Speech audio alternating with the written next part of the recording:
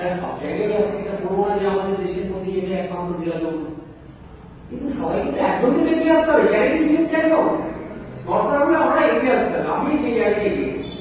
আমি হরিপালের প্রজন্মের অভিপুত্র, এখানে আমার জন্ম, হরিপাল হসপিটালে আমি এখনো পরবর্তী বলি আমি হরিপালে জন্মেছি, হরিপালই বলবো।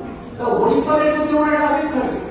আমি এত বড় একটা জায়গায় হয়তো পোস্টে পৌঁছে গেছি, কিন্তু আমি হরিপালটাকে বলি। এর একটাই কারণ, হরিপালের মাটি, গন্ধ, এই যে কুয়াশা, এই বর্ষা, এগুলোকে আমি কি করে এড়াতে পারবো?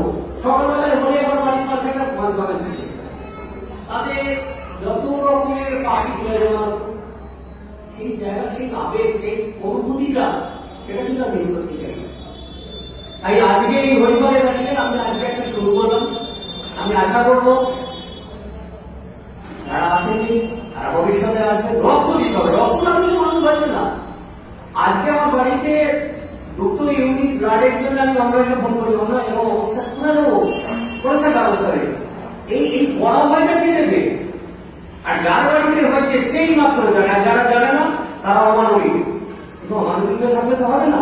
আপনি সমালোচনা করে যাবেন, একটা ভালো কাজ হচ্ছে সবাই বলো বাবা ও তো নিজের নাম্বার আছে, এর একটা শেষ দেখে। আপনার যখন প্রয়োজন হবে সেদিন কিন্তু আপনি মনে মনে ভাববেন, কিন্তু তখন অনেক দেরি হয়ে যায়। আমাদের হসপিটালে প্রচুর থ্যালাসেমিয়া পেশেন্ট লাইন দিয়ে বিস্তর সারা দিন ধরে আমরা দেখি 40-50টা বাচ্চাকে রক্ত দিতে হবে। রক্ত কোথা থেকে আসবে? কি রক্ত দেবে? কি মানে আপনার ওই কাছ থেকে তৈরি হবে না ইন্ডাস্ট্রিতে তৈরি করবে? রক্ত আমাদের মতো মানবিক মানুষের রক্ত দিয়ে তৈরি হবে। সেই রক্ত দেওয়ার জন্য আমি তো পরিষেবা করি। আজকে এইখানে যদি একজনও রক্ত দেয়, সেটাই আমাদের সাফল্য। একজন মানুষ এই সমাজে সচেতন আছে। হরিপালের বুকে এরকম সচেতন একটা হরিপালের জায়গায় একজন আপনার রক্ত দিয়েছে, বুঝলো সেটাই যথেষ্ট, সেটাই সফল সমাজ। অনেকে আছে এসছে, সবাই মিলে